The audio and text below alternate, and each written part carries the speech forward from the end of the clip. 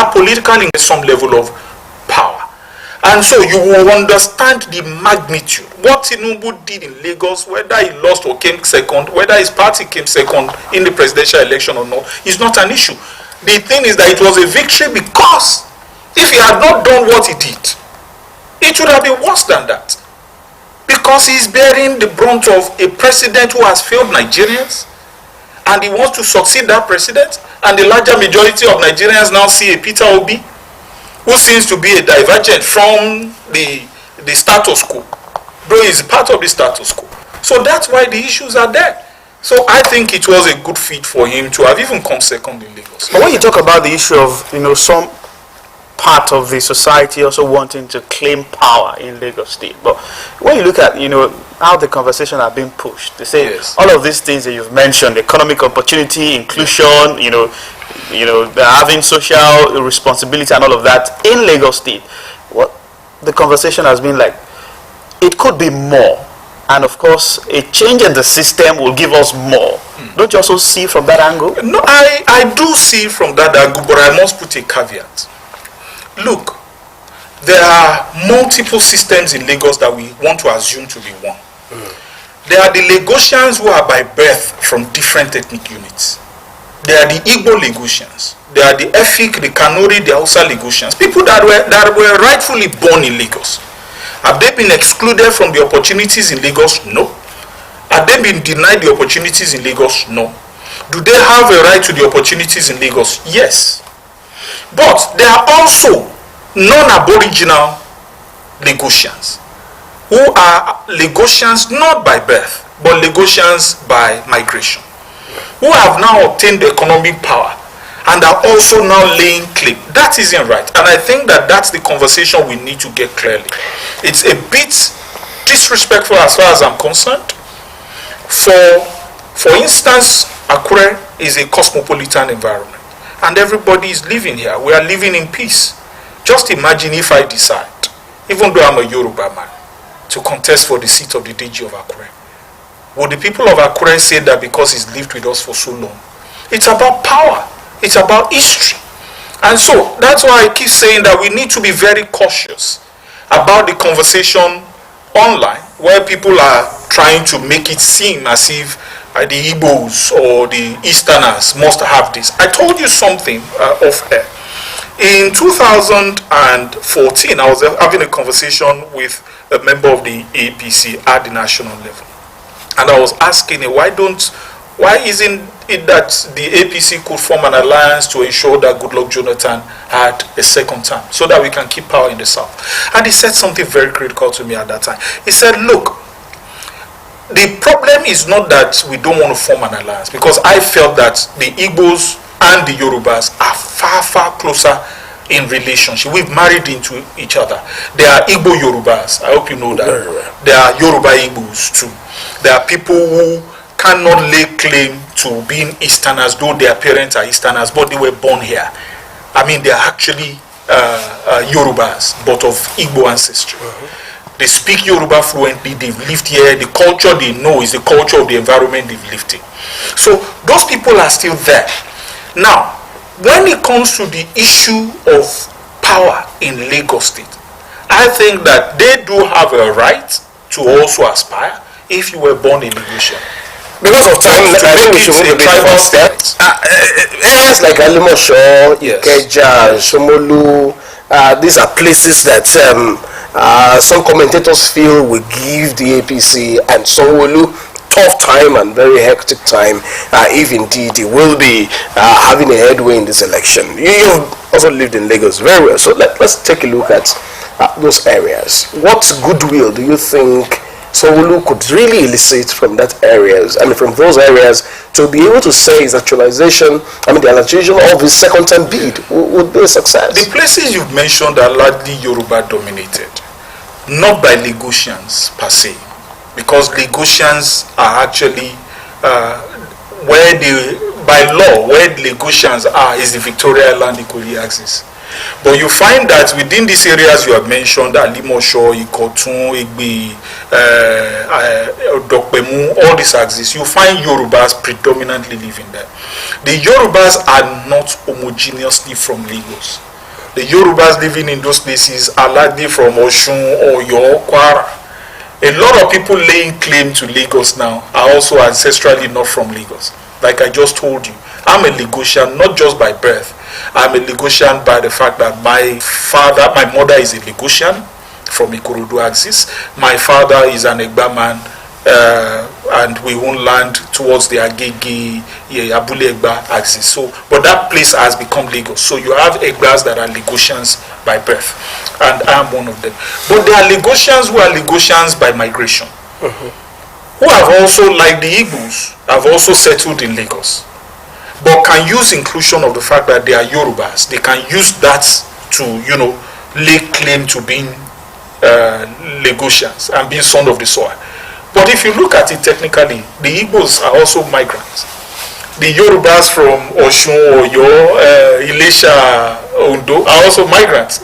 You understand? So the same claim the Igbos who have settled in Lagos have is the same claim they also have. So that argument of saying that we are Igbos, we are Yorubas, they are Igbos does not suffice. Could this be why many have also said Lagos is a no man's land? I think it's a disrespectful thing to say. And I think those pushing that conversation should be very careful. You can't say that. You can't say it's a no man's land. A no man's land will be considered an uninhabited place where people now came to settle, like the United States of America, where you have the French, the Portuguese, the Chinese, the Germans at the time owned what's this place called in the northern part of the US. So you can say America is no man's land, and America has maintained that by giving everybody born into that place the same right of citizenship. But you can't say that of any part of Nigeria. You can't go to Kano or go to Enugu or go to Lagos and say this is no man's land. It's like me settling in Akure and telling the Deji of Akure that this is no man's land because I have a house there. That's disrespectful. We shouldn't allow that conversation, either from those seeking to win power or from those that are opposing them. We shouldn't allow. It's a dangerous conversation to allow in our political level. What should be the preoccupation in the mind of INEC, security agencies, in ensuring an improvement and a sharp departure from the experience of February 25, especially in Lagos? INEC has done its part, and I've said it severally. INEC has done its part. INEC is subsumed under the wishes of the people. But I think that the security agencies must be commended for what happened on the 25th of February. The security agencies did very, very well. INEC also did very, very, very well. And INEC was proactive. But in terms of communication, there are some lapses. Okay. INEC overpromised and under-delivered. And that's a key issue they should look at. Overpromised, yes, under-delivered. Yes, overpromised in the sense that they made Nigerians believe that the BVAS machine was going to transmit the result from the polling unit to the IRF. That could not have been possible. But they didn't look at being specific. It couldn't have been possible. How? There are areas in Nigeria where you don't have internet access. Very well. So how do you take a result from a polling unit and then transmit it to the IRF when there's no internet access? Are you going to make provision for satellite internet access? Then, they didn't make provisions for the possibility of politicians hijacking the BVAS, taking a snapshot of a result and transmitting it to INEC, to the IRF. Which you also found that some BVAS were hijacked? Yes. That was probably one of the reasons why INEC decided not to allow that. Let the results come in physically, then complement that with what comes in on the BVAS machine. So if those two results don't complement each other, then you can query that result. Do you believe INEC did all of this? That's what INEC did. That's what they did in the reporting process, making sure that it's the scope and the resident electoral commissioner that came with the result. Then the BVAS was also submitted. Because politicians have participated in that process. I'll tell you, the easiest was INEC played into the hands of politicians. What you simply do is get an electoral officer, compromise that electoral officer, take the results with the BVAS, transmit the results. You can go and vote in your polling unit. Because once that result hits the INEC IRF server, the onus will now be on INEC to prove not on the politicians to prove in the court of law that that is not an authentic result. You understand? So INEC played into the hands of politicians, and that's what we do as administrators of this country. Anytime a policy is to be made in Nigeria, the most important thing is for you to understand the environment first. Model out what the responses, the likely responses of the Nigerians are going to be. That's why a good cause eventually turns out bad, and that's what the politicians did to INEC. They tried as much as possible to circumvent the process so as to gain an advantage. So in essence, INEC should also be proactive in thinking about those who want to circumvent the process. Oh, absolutely. In this election coming, I don't think that the process of resulting should be different from what we saw the last time. Okay. Let's look at one very important factor in the Nigerian politics, and that's what they call the homeboy advantage and the power of incumbency. Now, the status of the one you term scapegoat of Nigerian democracy has changed.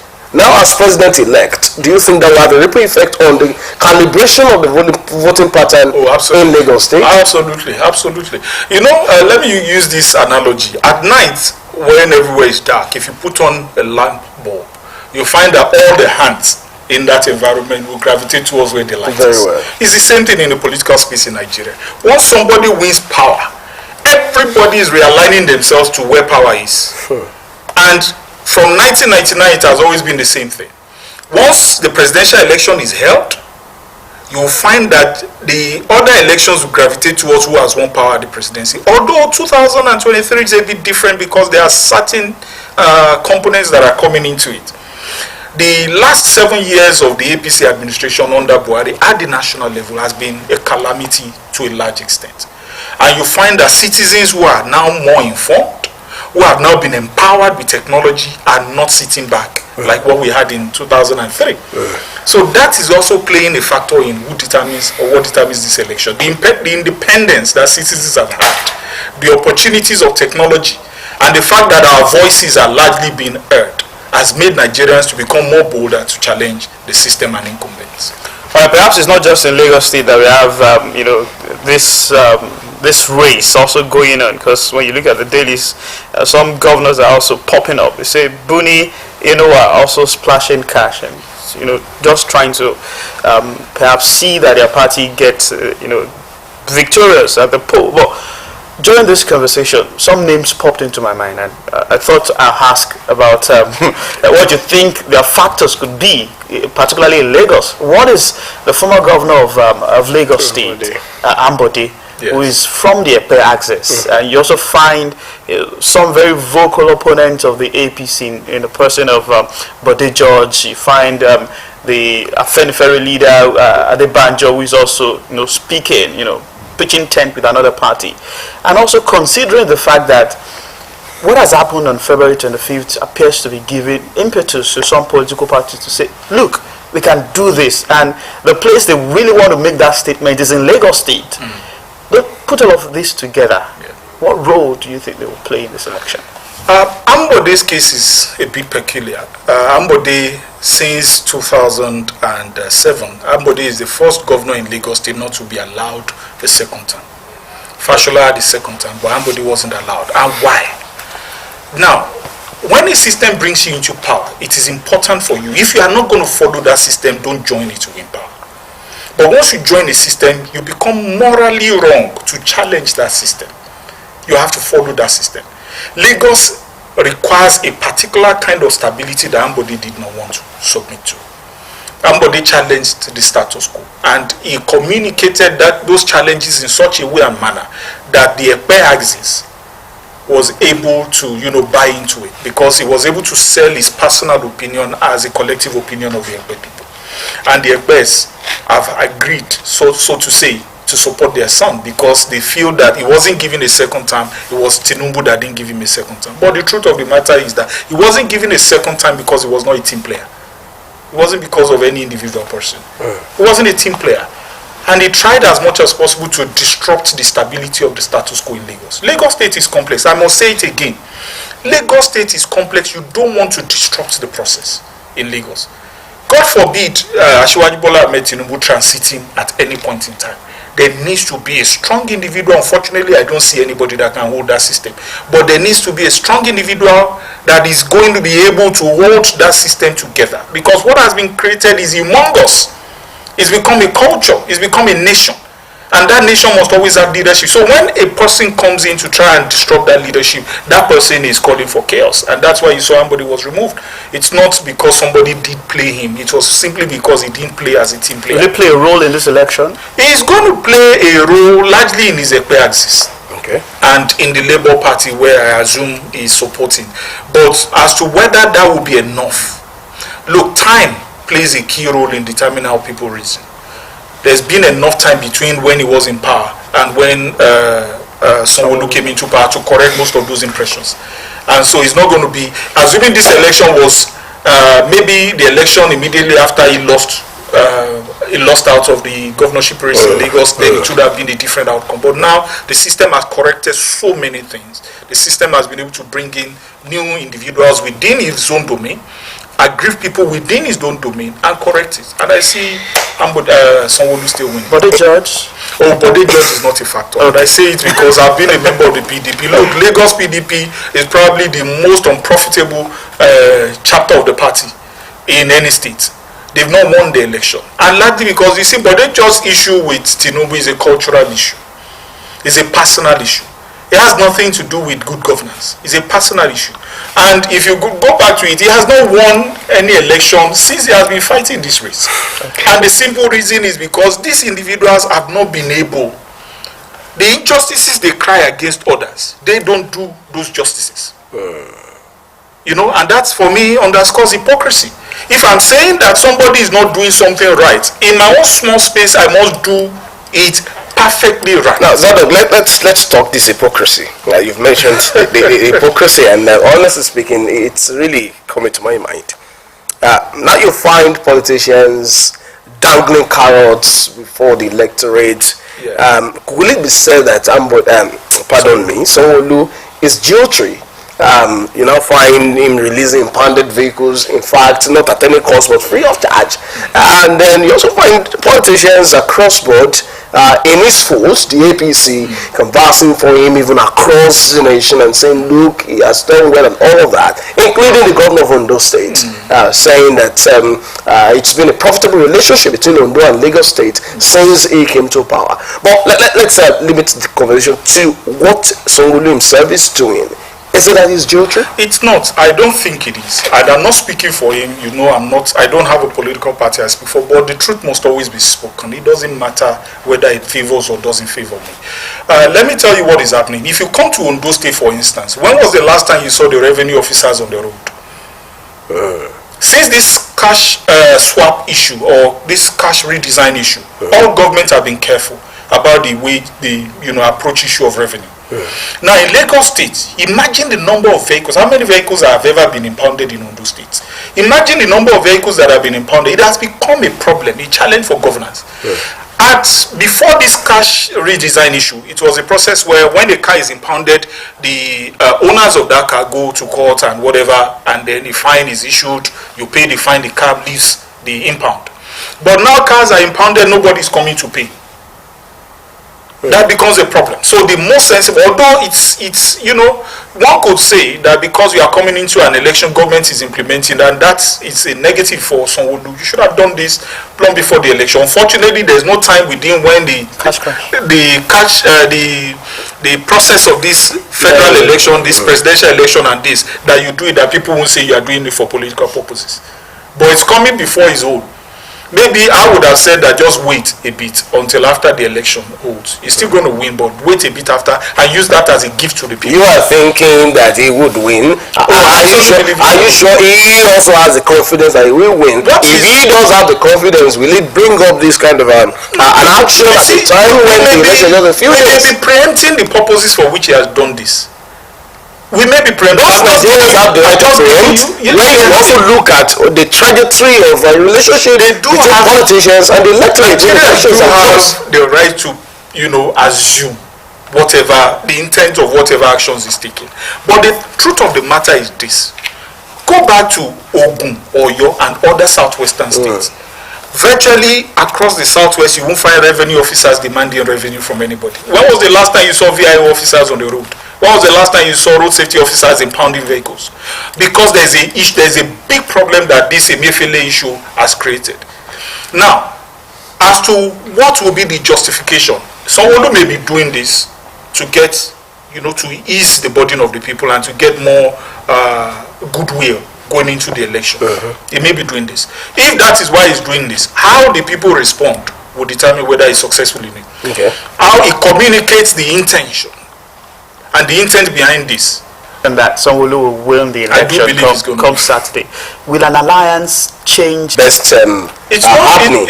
I'm asking because you see what's happening at the national scene of the political dispensation we're in. It's after the election you find Labour Party and PDP addressing joint press conference and all that, and you keep wondering where were they before the election? You see, with respect to what you just mentioned, I feel aggrieved about the hypocrisy of the PDP.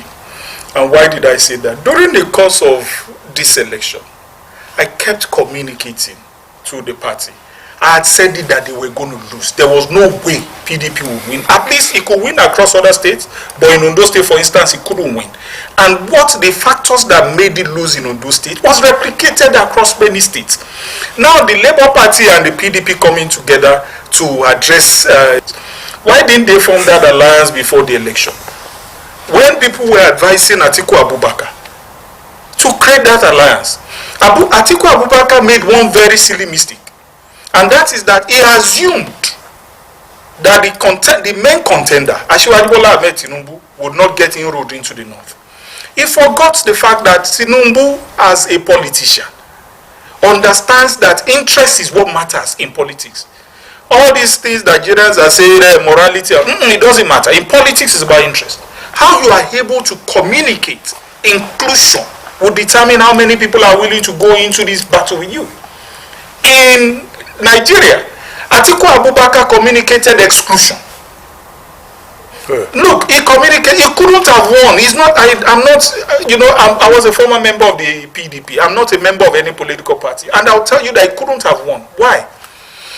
When Atiku had this election in 2019, he won in Ondo State. Ondo State had the highest margin in the entire Southwest of almost 35,000 votes. Difference between the APC and the PDP. From that point where the election ended until the time he needed to contest Atiku, he had the governorship election here. And there were crises. Atiku never came for a day. The best we saw of him was his media head, Shemshowmi. Atiku never solved anybody's problem. Then he expected that in the election people would go and solve his problem. You saw how dismal the result was. We were communicating that look, there are issues. Politicians gravitate towards the leader they see. It's the man that is solving their problems. I have a fight with you. He comes in to solve that fight. Both of us will assume that this peacemaker has some value. But you didn't play the role of a peacemaker. You didn't play the role of an adhesive that brings people together, and that you want to reap. I mean, for him to have even invested in trying to win Ondo State, underscores why I said that he may not be. He would definitely not be in the mood. So because of time, when should the alliance, if it's going to happen at all, when should it best happen in Lagos State? So if it's going to happen, it should happen now. But I doubt if that is going to happen. Because I will tell you something about the APC, and I was a member of the PDP, and we were saying it to them. They don't take anything for granted. That's the difference. And that's why you see them winning. Let's close quickly with perhaps the second to the last one. The issue of voter turnout. Yeah. Lagos has about 7 million voters, but what we saw the last election was nowhere near that figure. Indeed. Are you seeing an improvement in that turnout? Why should people come out to vote? In this election in Lagos State, there will be an improvement. In the national election, don't forget, the entirety of the nation faced this voter apathy. I said it before the election that the cry for people to go and collect their PVC was a misdirected cry. The collection of PVC does not translate automatically to more inclusion or more presence at the polling unit. What matters is making the political parties accountable to the people, such that they bring out candidates that the people can feel a sense of commitment to. Now, in Lagos State, in the coming election, the numbers will be higher. But I must also underscore that if you look at the entirety of the national election, In 2019, the vote between Atiku Abubakar and Muhammadu Buhari was about 28 million votes. The entirety of the votes garnered by the four major aspirants, including Atiku Abubakar, Tinubu, Labour Party candidates, and Kwankwanso, is less than the votes garnered by just two individuals. Okay. That tells you that Nigerians are disconnected. All right, thank you so much, Zadok Akintoye, public affairs analyst and social commentator, for speaking with us on the issue of the Lagos State election, as well as the change in dynamics heading into Saturday's poll. Thank you so much for coming.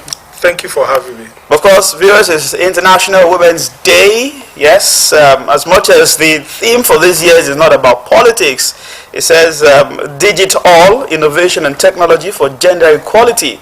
The issue of women inclusion in politics is also still equality. Sunday. Of course. We celebrate you out there, women. Equality, yes, we agree. And I just hope that those who bear the rule over us, we also see to it that there is more women inclusion. But what is more, power, they say, is not given a la carte. You must really participate in the process that could also engender women participation or inclusion, as it were, in the governance process. This is where we say thank you so much, everyone, for being part of the program. It returns on Friday, right?